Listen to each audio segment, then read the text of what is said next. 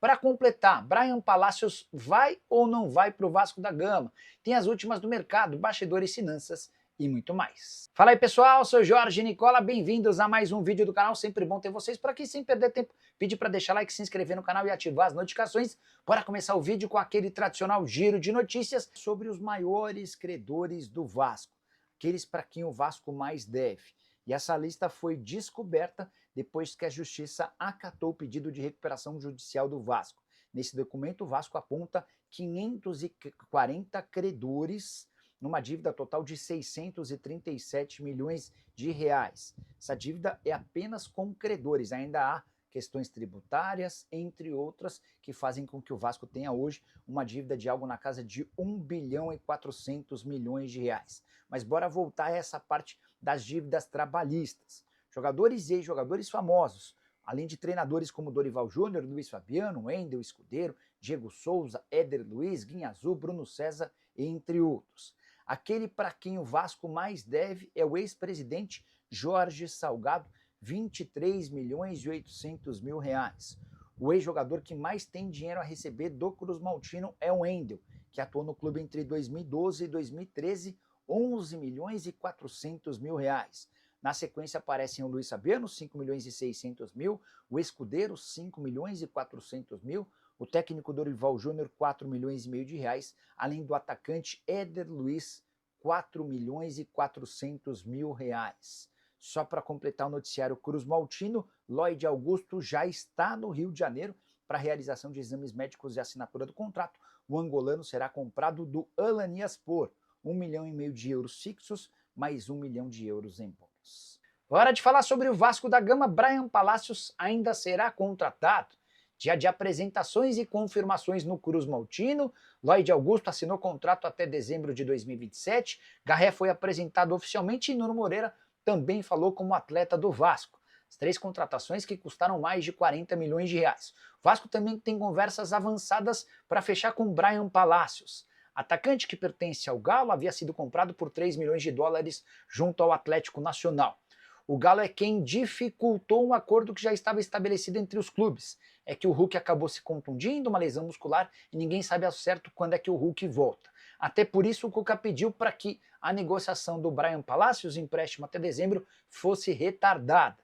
Tudo para não correr o risco de ficar sem o Hulk e também sem mais uma opção de ataque. Assim que o Hulk estiver à disposição, Palacios deve ser liberado para jogar no Cruz Maltino. Vale a lembrança de que vai abrir uma nova janela de transferências apenas para atletas que disputaram os campeonatos estaduais entre 10 de março e 11 de abril. Só queria chamar atenção para um pequeno detalhe. Brian Palacios, quando perguntado por jornalistas que cobrem o Atlético nessa quinta-feira sobre a chance de sair, disse que preferiria permanecer na cidade do Galo. Já o Vasco chegou a 8 contratações na atual temporada. Queria que você usasse o espaço para comentário para dizer se está ou não animado com os reforços contratados até aqui. Então os vascaínos vão para dentro, vão buscar aí uma vitória, até porque o Flamengo joga por 2 empates para chegar às finais do Campeonato Carioca. Ao Vasco só resta vencer ou vencer. Tem que jogar, de repente, não jogou bem esse ano. Vai ter que jogar, vai ter que ganhar o jogo para buscar aí, ó, quem sabe, uma vaga na grande final do Campeonato Carioca. E o Vasco vai fazer mais um treinamento ainda no estádio Newton Santos para se familiarizar ainda mais com a grama sintética. E, inclusive, a informação que eu tenho é que quando São Januário começar a obra, né, de modernização do estádio, o Vasco deverá utilizar o estádio Newton Santos. Então, agora já está usando para o jogo com o Flamengo. Esse jogo mudou o horário, não será mais 18 horas, e sim às 17h45, 15 minutos mais cedo.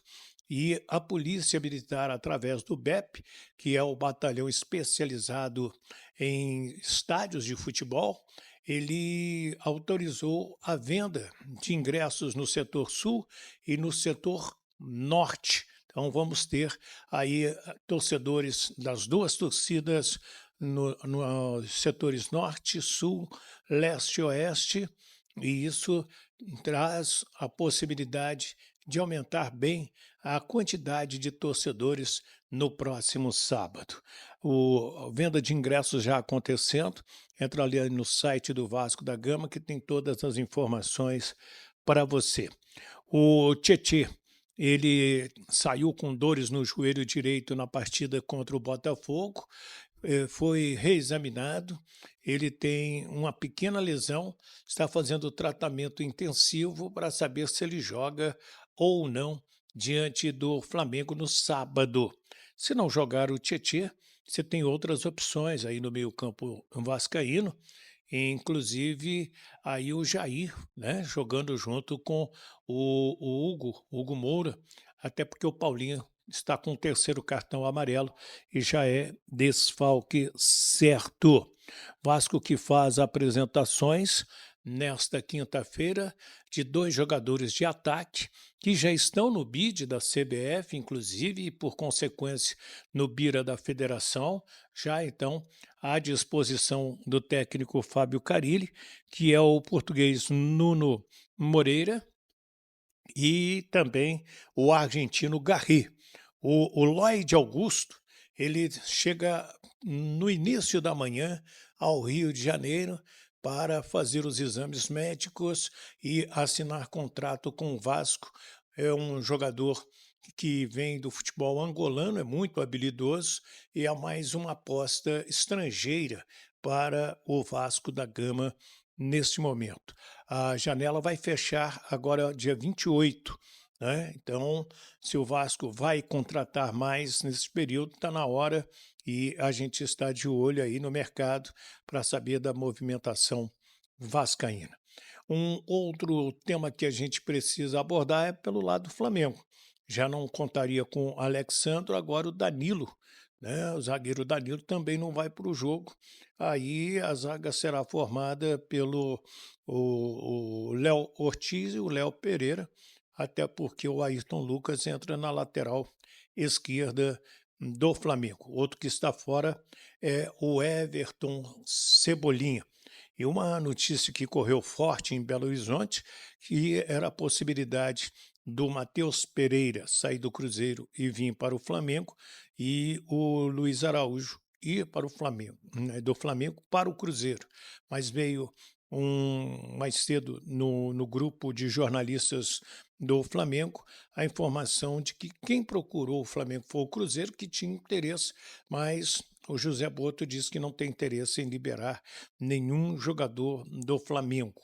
Sobre a questão política do Vasco da Gama, uma notícia que foi bastante comemorada pela diretoria no final da tarde, e a Justiça reconheceu o direito do Vasco renegociar a sua dívida, a chamada recuperação fiscal, e deu prazo de 60 dias para que o Vasco apresente um programa de renegociação das dívidas com os seus credores. Vasco apresentou dívida de 1,4 bilhão. Tem muita gente fazendo essa pergunta. Wellington, e aí? Como que funciona esse negócio? Nós não temos 2 Vascos? Vasco Associativo e a Vasco SAF? Sim. E o Pedrinho, ele está fazendo uma administração já definitiva ou provisória da Vasco SAF? Então, a gente sabe que, por força de uma liminar, ele faz o comando da Vasco SAF temporariamente, certo? Agora conseguiu, na Justiça, incluir as 2 dívidas do Vasco Associativo com a Vasco SAF e refazer toda a sua renegociação de pagamento.